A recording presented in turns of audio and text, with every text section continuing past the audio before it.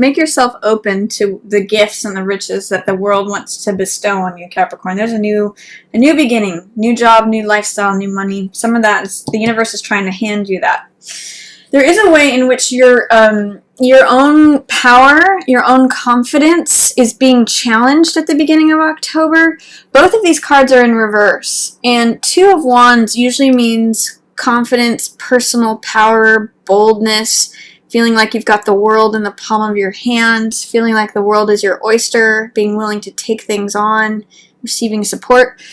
And Eight of Swords this is victim mentality. This is being surrounded by your own beliefs and not being able to break free of them. You can see in this card that she's by herself. There's no one holding her captive there.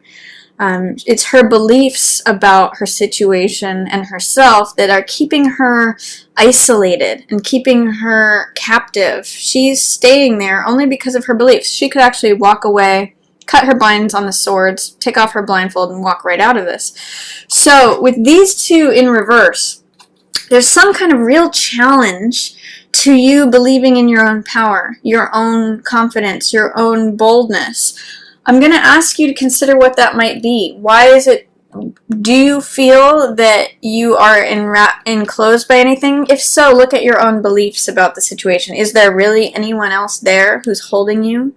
Do you have reason to doubt your confidence, your boldness, your personal power? Both of these in reverse say to me, you know, I'm doubting my personal power. I'm not feeling like powerlessness. So I want you to consider that at the beginning of October, Capricorn, and see what is it that's challenging your own confidence, courage, personal power. Because I get the sense that there may be a way in which you're not trusting your instincts with your decision making. Chariot in the upright position is all about making decisions based on instinct. You can see these crescent moons. That's about trusting your intuition. And he crosses the finish line every time. Chariot is all about having that focus, having that direction, victory, crossing the finish line, making decisions on the fly, knowing which way to go. So I'm going to say for you, Capricorn, that the way out of some of this doubt or fear or questioning your own power is really about trusting your intuition with your decision making. He balances things, left brain, right brain, analytic brain versus subconscious, irrational. He knows how to balance all those energies and make decisions on the fly. He trusts himself. Mostly because he relies on his intuition. So I'm going to encourage you, Capricorn, especially by the time mid-month hits, to start relying upon your intuition to make decisions. He's not in his mind so much. He's trusting his gut. So I think that if you can do more of that instead of second guessing yourself, which is what I'm getting here, that can improve things for you mid-month, Capricorn. I also see that you have a solid support system. This is friends, family, celebration, party, socializing. 3 hearts. These are people who are like-minded people. So this could be like collaborative artists. These could be people at your work. This could be your family. People who like you and support you. You're surrounded by that. So enjoy time celebrating, socializing, living it up. You're with people who love you. They're collecting their hearts around you. In the Rider-Waite, this is 3 women holding up the goblets and dancing. So it could be a good time mid-month to socialize and feel that support that's coming in for you. Along this axis, you've got new money, support, heart-centered support, and then success and victory. So that can be yours. You also have the access, though, if you fall into negative thinking, doubting your own worth, feeling like you have to hold on to everything. These are choices. You can experience either one of these.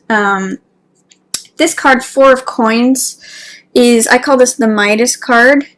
It's sort of like everything he touches turns to gold, but it's a scarcity. It ends up trapping him. He ends up being immobilized by it. There's a fear here that if I don't hold on to every last coin, I'm not going to have enough. And he uses money in such a way where it blocks his heart. So what this card says is to be flexible, open up. let money not become your obsession, your focus. Let other things in, because he's got money on his mind, money on his heart, money on his lap. He's being overly focused on that. So try to let go of your fears regarding money. See, the real key with money is to have it come in and go out. So getting in that flow, it brings more money to you. Instead of like holding on to every last little bit, it's very stagnant. If you can think about this card, see how different these are, where this is the open hand receiving the money. It's not a clenched fist. It's not holding and grasping onto that coin. So that might be an image that helps you loosen up this energy. If you're feeling like I've got to hold on to every last cent in the middle of the month, that usually won't draw more money to you. Try opening up and being more flexible with it. This is Two of Cups in reverse.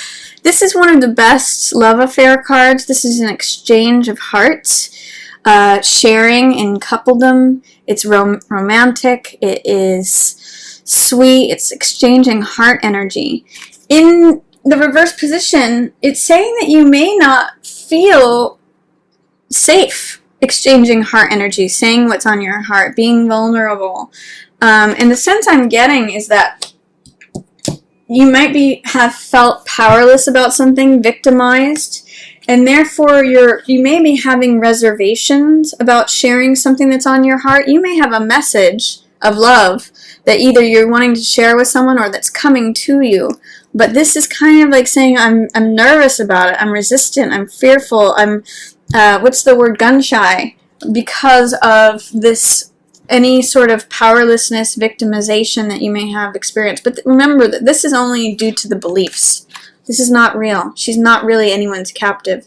She's only staying there because she believes it to be so. So work on correcting that, Capricorn, and then this will correct, and there's a message of love for you at the end of the month.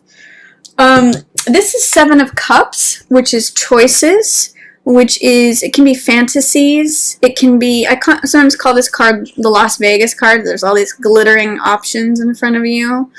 And I always say with this card, because there's this Neptunian fog that is like kind of hazy and making you not see things 100% as they are, be careful to do research on things. What you see is not necessarily what you get. Don't fall into fantasy or illusion when this card comes up. Don't chase after the glittering thing. Make sure that you know what you're getting. So that's a card of choices and making sure that you're clear, not seeing things through rose-colored glasses or seeing things through like this idealized fog. And then here you have victory. This is victory, success. It sometimes can be the rescuer, the person coming in on the white horse. You can see he's got this wreath of laurels, which means success and victory.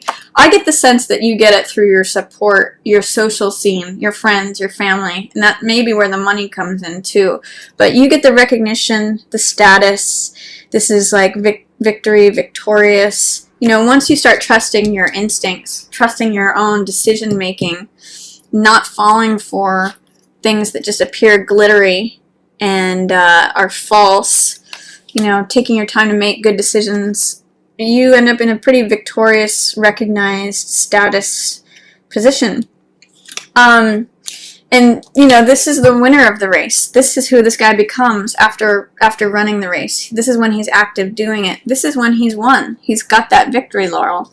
So I get the sense that you solve it by the end of the month, Capricorn.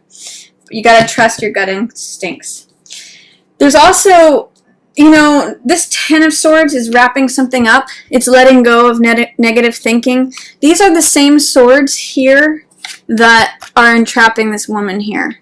So the sense I get is at the beginning of the month, some false belief systems or negative belief systems limit you, make you feel drained of your own power, make you feel powerless or victimized. If you continue with that, or if you keep adding more to that, it'll eventually drain you completely. You can see this goes from 8 swords to 10 swords, and the 10 swords actually deplete the person.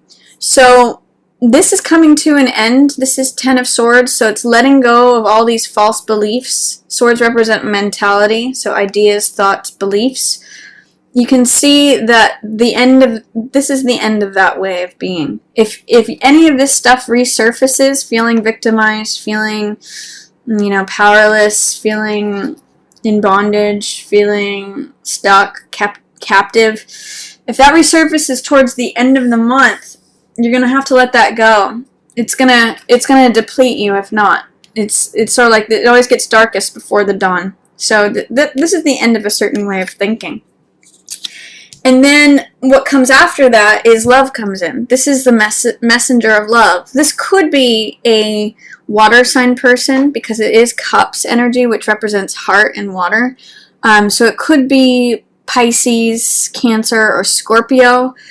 But the message of Jack of Cups is it's someone who is centered in their heart.